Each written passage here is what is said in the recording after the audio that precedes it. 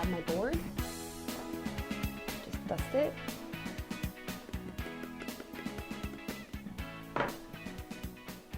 Pick the banana up, lay it on your board,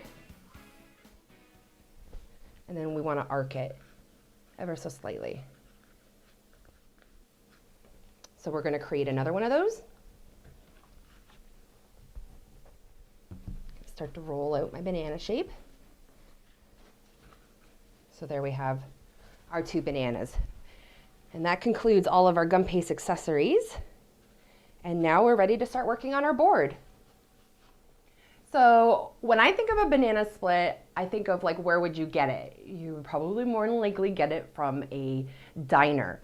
And when you go into a diner, what do you normally see on the floor? Black and white checkered floor. So that's basically what I plan on recreating for our cake board treatment.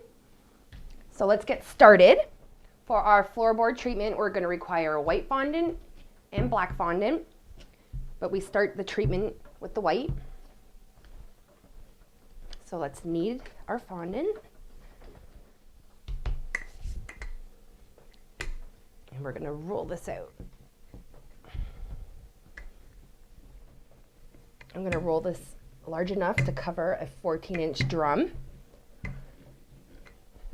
I don't want it too thick. Just going to use a straight pin, pop my bubbles. If you want a more precise finish to your tile floor, you could definitely use spacers. So that way you're always rolling your fondant to the same thickness. But I like to wing it, eyeball things. I fly by the seat of my pants. I just don't want this too thick. So just flip it over your arm and then flop it onto your board. I'm going to further roll.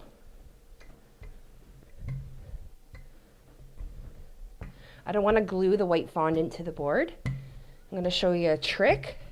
Let's call it a life hack. I'm going to show you a life hack, or caking hack. For some people, caking is life, though. So we want to trim away our excess.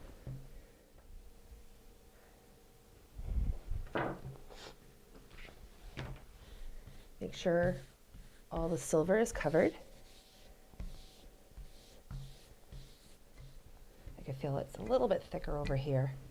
So I'm just going to thin it out further. I don't have my larger pastry wheel. I prefer to use that instead of a knife. Okay, so here's my little life hack. Instead of painstakingly tiling individual tiles, we cover our board in white fondant, and then we're going to use a large Wilton square cutter from the set of 3.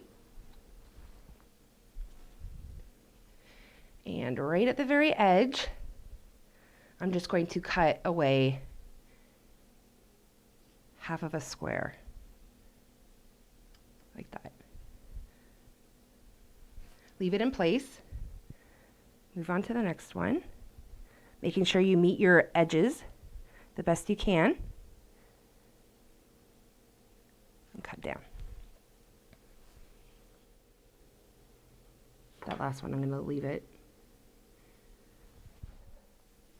And now I'm just going to start. I don't want to overlap the points. I'm just going to make a small emboss, or just emboss it lightly, just to see if my next row is going to line up nicely. It doesn't have to be absolutely perfect, but you definitely want to try to focus on making those points meet as best as you can.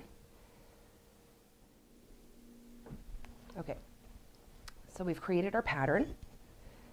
Now let's start to cut these squares out.